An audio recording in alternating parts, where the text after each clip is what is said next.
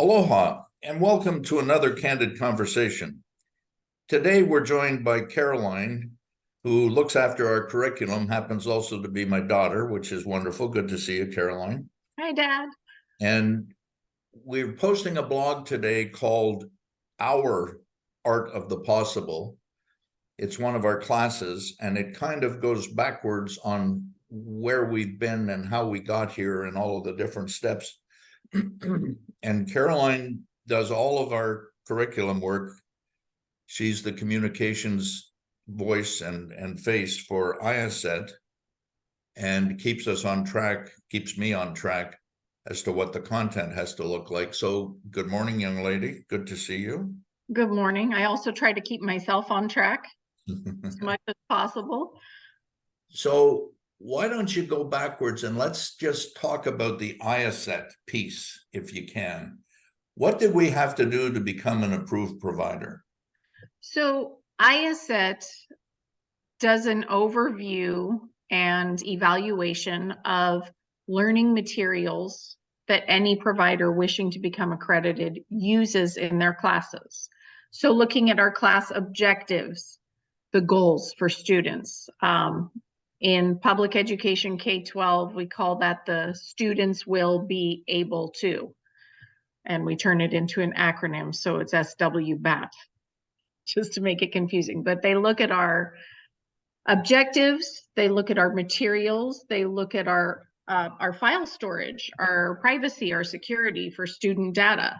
They look at what the materials are, how much time the materials take, what opportunities students have for receiving information in different media if they need it, opportunities students have to learn from any errors they make in assessments, weighing and measuring each step of the class. And if you are an approved accredited organization, you have compliance that you have to maintain, meaning obviously you can adapt your classes, change your classes. We've extended ours, so ours are longer, but we cannot deviate from that minimum acceptable criteria IACET has provided to us. IACET then reviews our policies, procedures every single year, with every fifth year being a deep dive into how the course materials have changed, how our delivery systems have changed, how our communications with students have changed. And then they reevaluate to be sure we are still at the appropriate level to be an accredited provider of education. And if we're not, they give us the, ooh, here's where you fell short. And if we are, they go ahead and recertify us for 5 full years. All accredited institutions in the United States go through a process similar to this. Whether it's WASC accreditation, Western Association of Schools and Colleges, which is one of the more common ones I see for K-12 and also junior college. There are a few different ones for parochial schools that can be used at times. And I believe there's something entirely different for charter schools that is optional as well. But an accreditation program makes sure that the curriculum, the content, meets the needs of a student to learn what they are supposed to be learning from the class. So how does the international side come into play? IACET is a U.S. government agency, correct? IACET is an international association. Okay, so when I say that we're an approved provider internationally, does that mean that our classes are approved in France or in Japan? Yes, it means we have accreditation that would allow for us to go into continuing education in other countries. So the United States doesn't have, trying to think, we have a federal Department of Education, but we do not have a federal system of education. In other words, content, curriculum, and objectives in California are entirely different from content, curriculum, and objectives in Arizona, Kentucky, you name it, every state here can, basically like European countries, determine what material is necessary for a student to learn.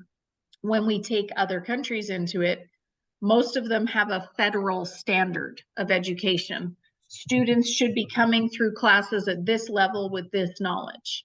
So when we go with international accreditation, we're bridging the gap between the two so that we have something that would be in line with the American standards that we should meet, but also balance the fact that those standards are a little bit more rigorous not rigorous, I'm looking rigid in foreign countries.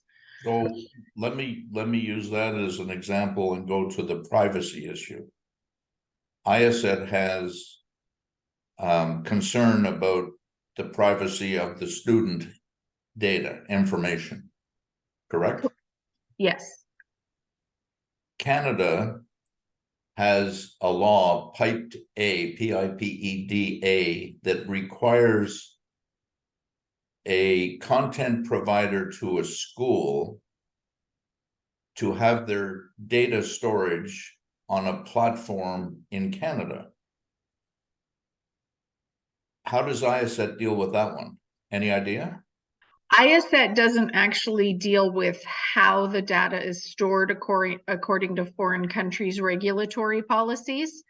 What they do require is, on our side, student files have to be kept and maintained for a certain period of time, although with the way we do things, we keep them for a lifetime. Because just because a student completed a basic inventory control class in 2018, that doesn't mean there's not something new they might need in an assessment they'll want to come in. If I have their data stored and saved, I can reactivate their learner profile very easily. But the privacy aspect of it is, in the case of professional development, oftentimes managers, supervisors, CEOs are choosing the pathways that their employees are following. And in the case of those managers buying the class for the employee, the manager does have a pathway to access to make sure the employee completed the class. Did they succeed in the class? Is there something else they might need? And the communication is different between the manager, the employee, and us as the education provider in that circumstance. A student can also come directly and enroll, and their manager can call and say, hey, Bob Smith told us he's enrolled in this class. Can we see how he's doing? Well, if the student enrolled himself directly, he has to be the one to ask.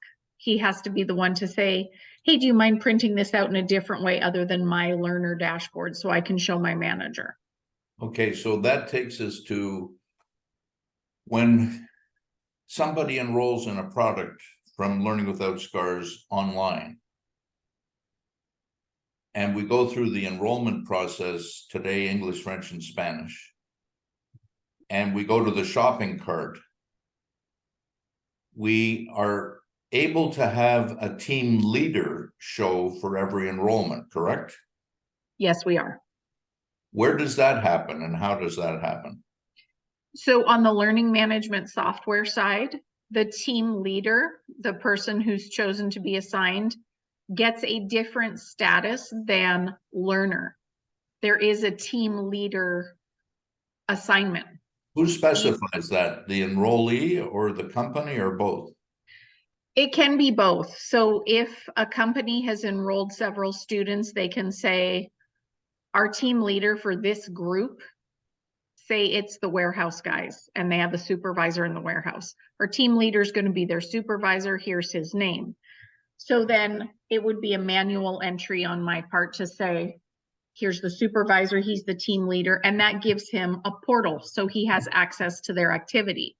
At the same time, all 10 of those warehouse guys could enroll independently, say they're getting reimbursed later for the class, and they could tell me, oh, hi, my supervisor so-and-so wanted all of us to take this. Can you set him up to see what I'm doing? And I can do it that way. Okay, so that's a manual step on our part, correct?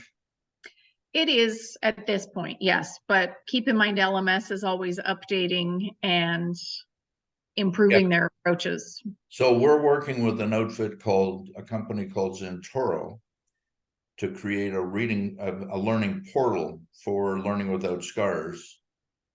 And that portal can be used in a similar manner, which doesn't require any manual intervention on our part. Example, dealer A, we can have that portal be available to the following managers, and they can have their own password. The company has to tell us, and that gets put into the portal one time. It's a little easier that way, isn't it? It is a little easier that way. In terms of privacy, both work, but that key component of nothing is done without the student's knowledge. Right. And approval, agreement to it. Even when they are registered and enrolled from a supervisor's decision or manager's decision, there is still that consent that has to come through with it. Okay, so let's go back to the beginning. And you remember the days, and we talked about this the other day, actually, where you have pictures of your daughter making binders of books, and you remember doing binders of books when you were a little girl. We started, I think it was 1992, where I started talking to the computer when everybody walked away from management training in the industry, the manufacturers, the associations, everybody, because it was too expensive. And that was the beginning of when employee development, in my view, became a discretionary expense, which in my mind is absolute lunacy. But I sat talking to a computer with really rudimentary software, voice recognition, and I would talk for an hour and then go away because the computer was busy for the next 2 hours translating it. And we built 3 books, one for parts, one for service, one for selling and marketing.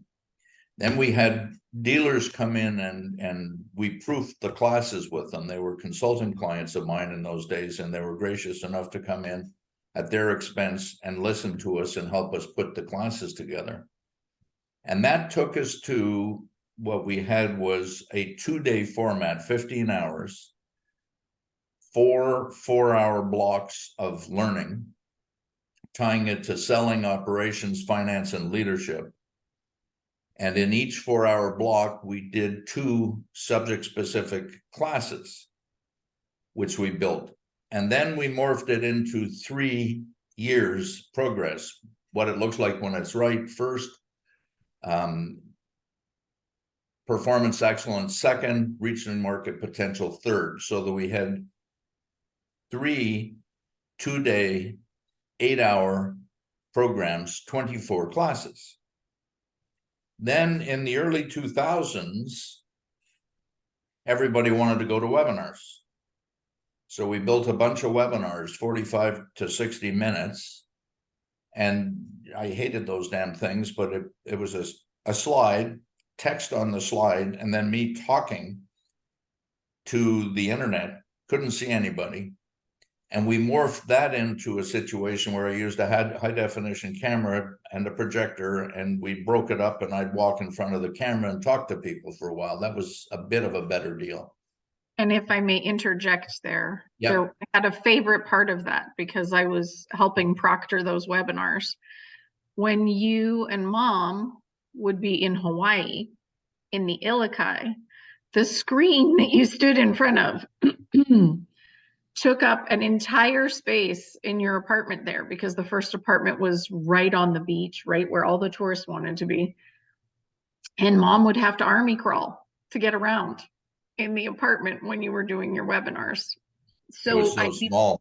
I'd be proctoring and she'd send me a text message just to tell me she was trying to move about the country. What was also funny in those days, I started wearing Hawaiian shirts, and that seemed to be one of the drawing cards. That, oh, I wonder what shirt the guy's wearing today or this month. And we did that for 3 or 4 years, but it became clear that the front of class, because I was doing it internationally, Europe, Asia, South America, Middle East, everywhere. And that got old real quick. So I started looking at how do we put it up on the internet. One of the things that I'd like to say or like to think is we've always been kind of looking at technology and trying to be on the leading edge. I was on the internet in 1972 when the data speeds were 30 characters a second, 30 baud, which is ridiculous. And with the voice recognition via voice, it was a pretty rudimentary thing, but it worked. Today, Dragon is what I use, and it's pretty darn accurate. Everybody's got some kind of voice recognition, including your phone. But we keep doing that. We keep using software. Our closed captioning is a software business called Veeds, and we can do that in 130 language. Our Word document audio tracks, we use a package called Speechalo, and that can be done in 130 different languages. We have film clips that I'd like to be able to do with an avatar and emulate our voice and our faces, anybody who puts on a class. So I'd like to think that we're showing the way with technology as well, and also that we keep ahead of the educational world. That, as an example, you've segmented all of our classes now to be 8 to 15 minute segments, and we have little quizzes at the end of every segment, so that it becomes chunked learning, which has been found to improve learning and retention by as much as 50%. Makes sense. But all the way along the line, we've been doing this, trying to create a current product that's easy for people to follow. And our latest example is all of our workforce development classes are 5 or 6 hours long. People found that long. They're working all day long, and they've asked that we try and find a way to make it easier for them. And you came up with the idea we're going to set chapters, and we'll have breaks about every hour in the reading list and the video program, etc. So that all the way down the line, our internet-based learning is really seemingly where the education world is going to go. Yeah, we're the early adopters. So when applying for accreditation, one of the questions they asked in the learning about the business, so did you find a way to get everything online because of the pandemic? No. We were online well before the pandemic, which left public education in the US scrambling to figure out how do we make everything online accessible for students. So we have not only stayed ahead of the curve, but also, and I'm very proud of this part, we're very responsive to students. Like those students who were saying, well, it's a 5-6 hour chunk, a block. So for me, for the way my mind works, I can feel when I'm getting fried, make a note of where I am and walk away.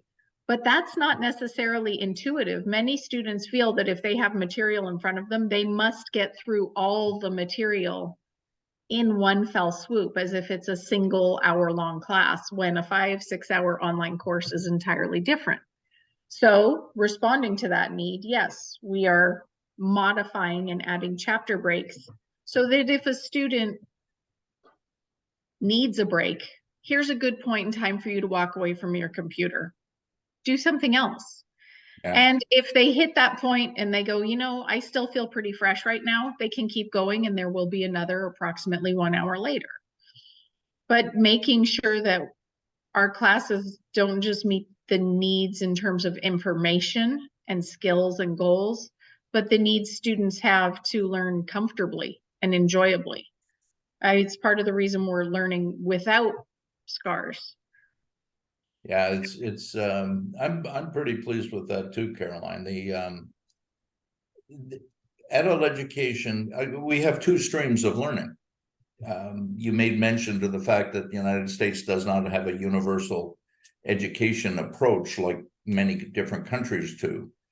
The states control that. So each state has a different set of rules for academic credits, which we'd have to be in compliance with, because we're establishing centers of excellence with Steve Johnson across the country in Canada. We'll do the same thing for Europe later on, but The workforce development classes consist of 5 or 6 hours, and I'm going to just briefly talk about the content. It's roughly 2 hours of reading lists with quizzes.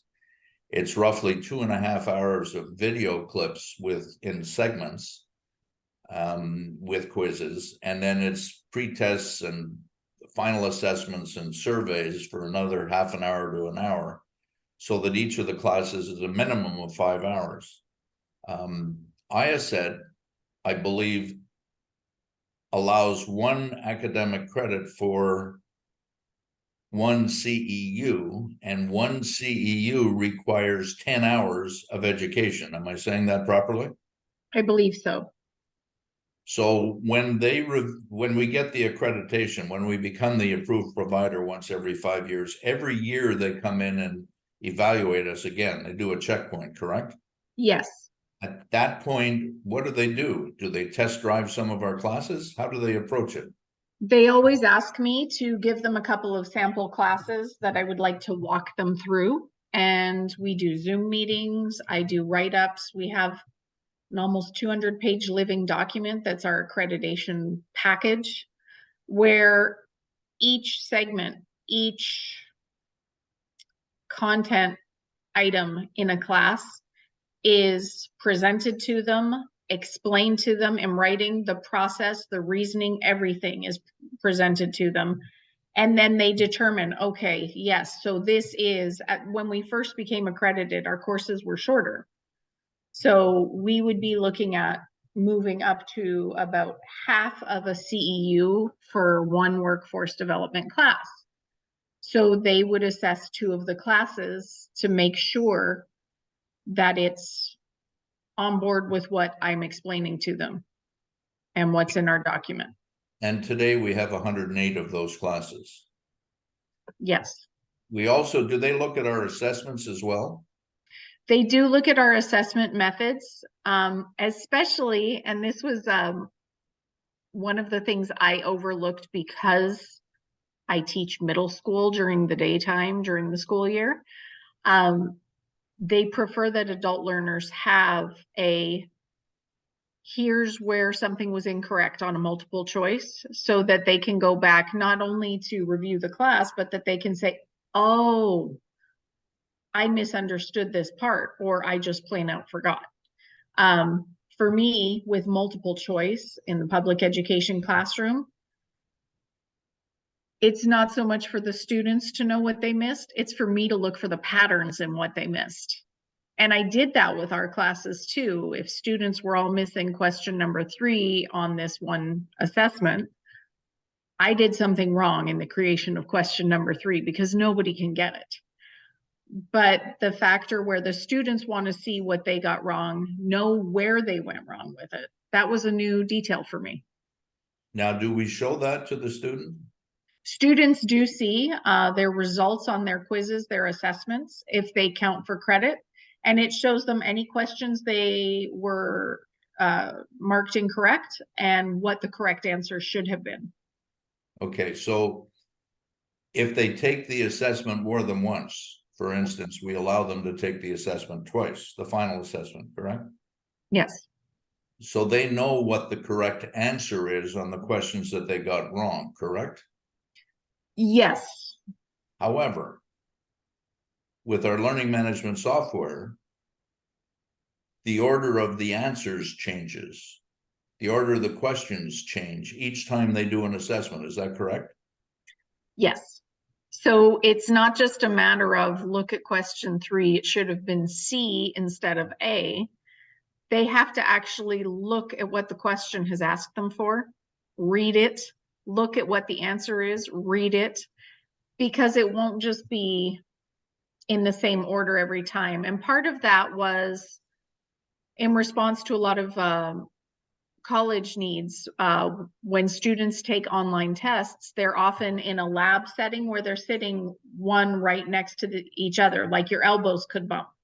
So when I take my assessment on my computer, my information that I'm being asked about needs to be in a different order than, as I said, Bob Smith earlier, Bob Smith's assessment on the same topic next to me. we're answering all the same questions, just in a different order, so that there's the academic integrity component, which a lot of people were afraid of with online learning. One of the things that's interesting in different states across the country, state of Florida, as an example, requires that there be a proctor, somebody present, when the final exam is conducted, the final assessment is conducted. We have found software businesses, different learning institutions that do this differently, and you can pay for a proctor. But part of that is interesting because cell phones, watches, those types of things have to be left out of the classroom anymore because of Google. You can find out on your phone or on your watch even what the answer to that question is. It's kind of interesting. So we have a time limit on our final assessment. Is that true, that they have only 1 hour to do it? Correct. What happens if they run out of time? They have to retake the test. So that goes down as one of their 2 opportunities. They had to take the test. So do they have to complete all 96 multiple choice questions to have a gradable final assessment?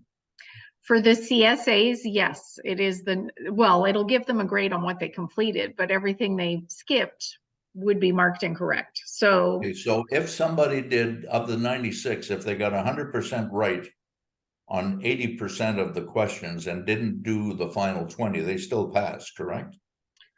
I believe for the comprehensive skills assessment, that counts because with those, it's a little different from the traditional class final test.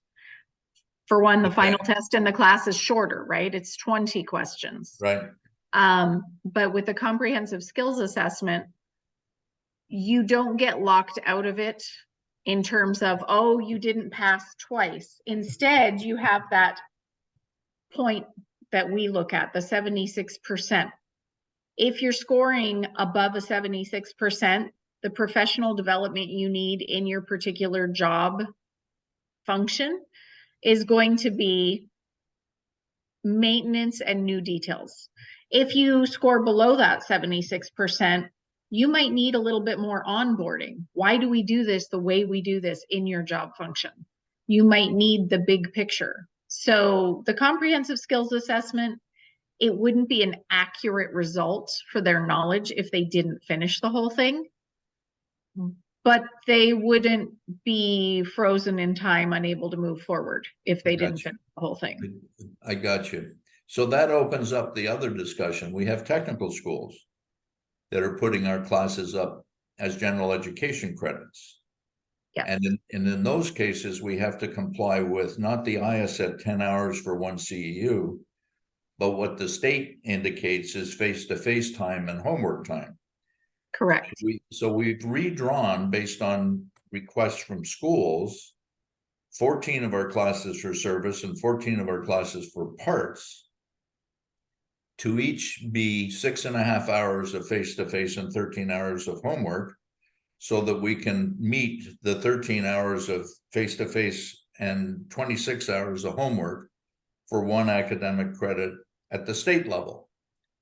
So we have two tracks, right? One's workforce development, which is IACET CEU based, and the other technical school academic credit, which is state compliance available, correct? Yes. So it's a pretty complicated world, isn't it? It gets complicated on the creation and compliance side as the curriculum designer, making sure each class, workforce development, all follow their similar format, their similar structure. And then the centers of excellence follow really the state guidelines for the number of hours that have to be spent. And I don't think, in my opinion, we were prepared for the fact that the technical colleges were going to have different requirements for course hours. I think what we didn't anticipate was how much more time they required for a continuing education unit compared to the accreditation providers. What's interesting to me is the in dealing with the different states and talking to different schools and saying, okay, fine, 13 hours face-to-face, 26 hours of homework. How do you know they've done the homework? And they said, well, technically we don't. And I said, well, all of our reading lists that comprise 2 hours of our class have a quiz, 3-question quiz. They've got to get 60% on that before they can go to the next segment. All of our homework, which is for the academic credit side, has a quiz as well. So every piece of our class has a determination whether the student learned or not. Mm-hmm. And one of the schools actually said to me, you're shaming us because we can't do that. We don't do that. Whereas we do. And I think that's important. The example that I like to quote is Eric Lauder at MIT. He teaches a class called The Secret of Life. He's a brilliant guy with PhDs. He was the US government's head of the genome study where they broke down the DNA. But he also is an unbelievably good teacher. And that's what got my attention, because I believe the internet is allowing for the democratization of learning. You no longer have to have $50,000 to $100,000 to attend a university on an annual basis. You can go to your corner library. It is the beginning of allowing Yes. for the democratization. As we know, I have taught in a community that had neither grocery stores, doctor's offices, nor libraries. And infrastructure had not brought internet to that community yet. And so when we went to pandemic learning for public education, those students were left behind. And it wasn't for lack of effort on our part, the teacher's part. It was for the fact that I was teaching a community that basically was completely ignored. So the roads were terrible, the pipes, the infrastructure, the water delivery systems, all awful, along with the air quality. Those students, it wouldn't matter how much free content was available online. They cannot get online. Yeah. So we have the beginning of the democratization, Yeah. but not the final. That's a point really well made. Where I was trying to go with Eric Lauder as the example is, if you want to get a degree from MIT, you've got to take that class. So you've got to be into his classroom. Mm-hmm. However, he has 2 or 3 cameras in his classroom. He has millions of people that are taking this class for free online.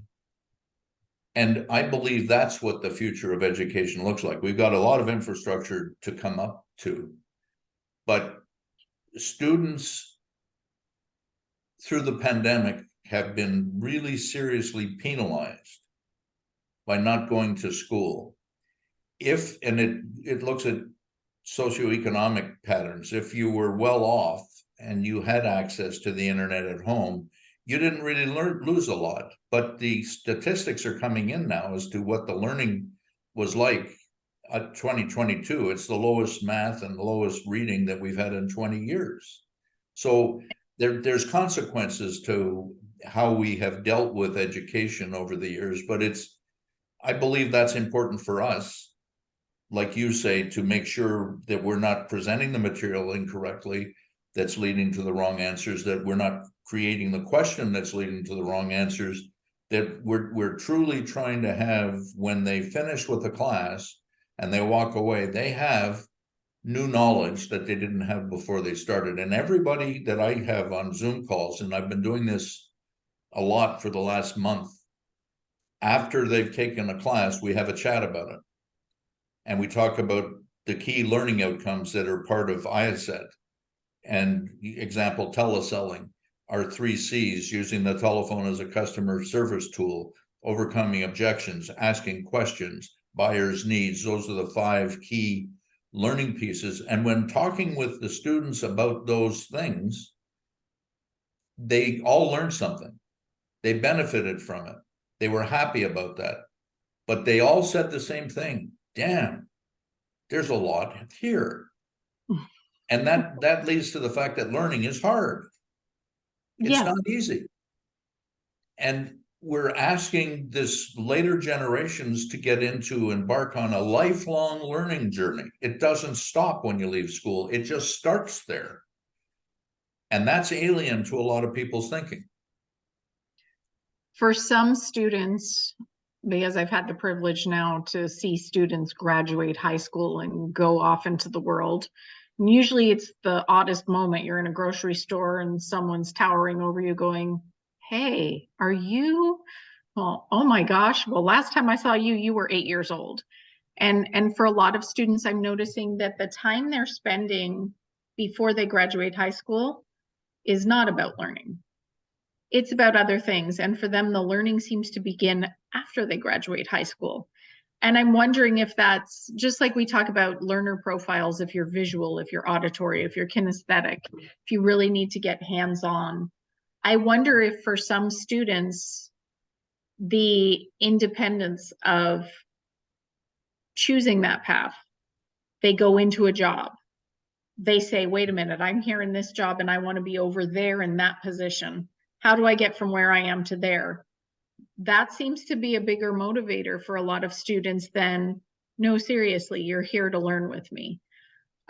Because I'm in a middle school classroom, I often joke that my students are learning, sometimes against their will, but they're learning. And with our classes, as much information as it is, those questions we ask, their final assessments, those are checks for understanding. It's not supposed to be a gotcha. We're not supposed to be asking trick questions. We're supposed to be giving the student a chance to demonstrate if they've learned what they were intended to learn, and they can measure their success as well. Yeah. So we try not to throw any trick questions in there. Your comment of, seeing somebody in a grocery store that you taught brings me back to my grandmother, who got a master's in 1915, taught in a one-room schoolhouse for years. And I'll never forget her 80th birthday. We were all there. It was kind of a celebration, but there was half a dozen of her students who hadn't been with her for 60 years. Yeah. And they still showed up. And I'm looking at this, and I was younger there. Granny was born in 1890, so I'm 56 years younger. And that struck me. That really struck me. So a lot of times I ask people, can tell me who your grade 3 teacher was, and everybody pretty much can tell me. Then I say, okay, who was the Prime Minister of Canada when you were in grade 5? And nobody can remember. Where's the important person? It's the teacher. And then the other thing that it takes to, and this bothers me, end of year performance reviews. About 2 months ago, when America started going through the interest rate increase, trying to kill inflation, etc., I remember a front page article in the Wall Street Journal that said, companies are going back to annual performance reviews to determine which people they're going to let go. To me, a performance review is helping the employee learn what they need to do to get better, not to get rid of them. We've got an upside down story here. Like, to your point, it's not a gotcha. We truly are concerned that you learn something.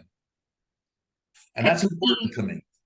So obviously I'm in California, and I know a lot of people like to say California has no culture but for yogurt. However, we have one of the toughest teacher credentialing programs pretty much anywhere. My teaching credential, I can go to other countries and take a sit-down test, and then I am a licensed teacher there. With that, we have some interesting wording we choose. We don't have a gotcha end of year review. Everything we do is a plan. At the beginning of the year, you sit down and you say, okay, so we know these are the standards for educators in California. What do you think you do really well in that standard? What do you want to improve in that standard? And then you get observed with that list in front of your administrator. And then before the cutoff at the end of the year, you do it all over again. You say, here's where I think I've improved. Here's where I'd like some extra help. And is this better? And then they come in and they go, yes, I saw this. And they pretty much script your entire hour-long class section. So stop there for a second. What you're saying is teachers in California, no matter how many years they've been teaching, have an intervention with somebody in the classroom who evaluates their performance and ties it back to goals that the teacher and the administrator develop. Is that true? The California Department of Education sets the standards, the teacher sets their own goals, and the administrator will suggest some if they can think of some. As a teacher becomes more seasoned in California, they can skip a year or two of those observations at a time, but every teacher in California gets observed very frequently. And all bets are off when a new administrator comes on board too, because they're going to observe everybody, even if you've been there 10 years, because they don't know you. They need to see who are the best place for an administrator or leader to be is in the classroom or on the shop floor, checking in with their people. So for us, IACET is our administrator that once a year they review us, our performance. Do they go over what our learning outcomes are as well? Do you have a discussion with them every year? Every year, no. Every 5th year, yes. So every 5th year, it's a very intense. How long does that evaluation period take? Is it hours or is it days? We would have a final Zoom meeting that is hours. Like I will get a substitute teacher that day and I will be on the Zoom call for 4 hours, 5 hours. But prior to that, it is here are all the changes I've made to our accreditation packet. That's a living document. Every time we make a change, a shift, whether it's by student request or a state saying, you know, we need these other things, or our own idea. Nobody knows that they've done the homework. How can we put a check in there to see if they're understanding what they're reading? All of that goes into that living document all along. So that gets resubmitted to them. Right. With IACET, if I remember right, we can look to see if a company, a school, an association, an entity has ever been approved by them. Is that correct? Yes. And so when I go through and look at IACET to see if, you know, manufacturers, Caterpillar, John Deere, associations, the AED, the NTDA, if they've ever been, I can find out yes or no, correct? Yes, you should be able to find that out. And also, when we received our accreditation, they were really thrilled. We were the first in our industry. That's where I'm going. I've checked with the manufacturers. None of them have been there before. None of the associations we work with have been there before. We're the first ones. Hopefully there'll be more. But this is a bit of a bone crusher in the amount of work that is required to become approved, isn't it? It is. It's also a learning curve. And I definitely made use of the fact that I had other teachers on accreditation projects who were willing to talk to me about what they experienced. And it's an uphill journey getting accreditation for the first time. It is a little less as you reaccredit because you already know Right. the plan, the language. And in public education, we love our flowcharts. However, accreditation does not love flowcharts.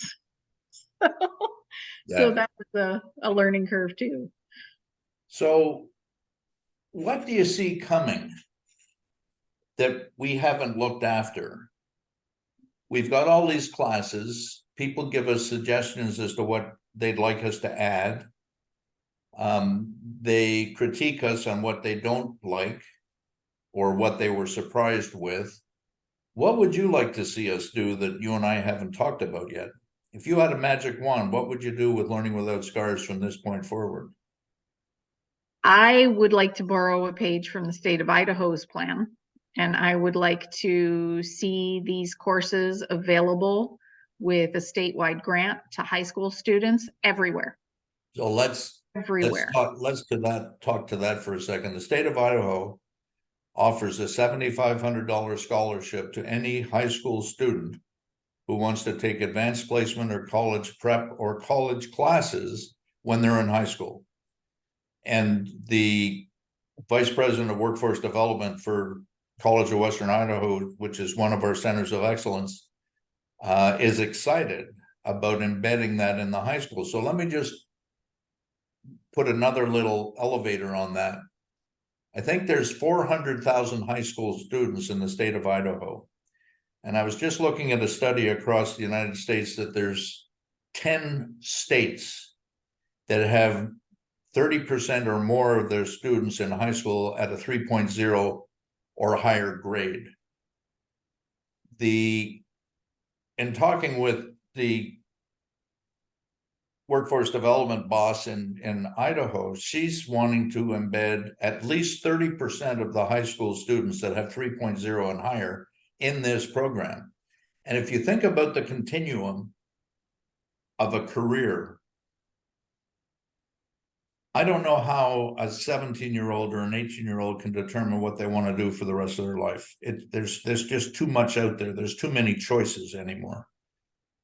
But if we start them in high school and give them the opportunity to learn at their pace, and in those cases where Elon Musk just hired somebody who's 14 years old, the first scientist in his company that is that age, who's graduated from university. There are some really, really special people out there educated intellectually. Stephen Hawking is one that comes to mind, but there's many. And what Christie's trying to do is attract the student in high school and get them pushing themselves to learn more.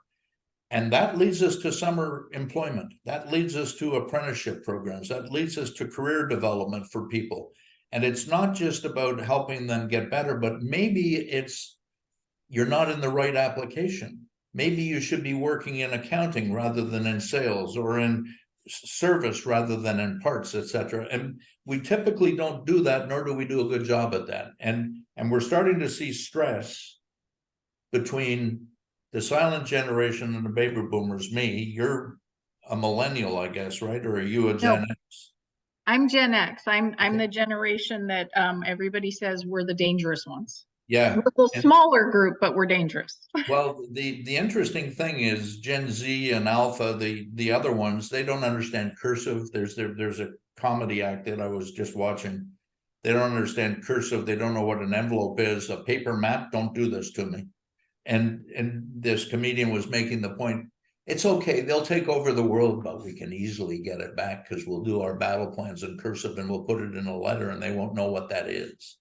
But this whole thing is changing. It's fluid, and that makes it exciting to me. So, I think we've done a reasonably good job in communicating here in our evolution as a learning institution, our position and thinking relative to how we want to proceed.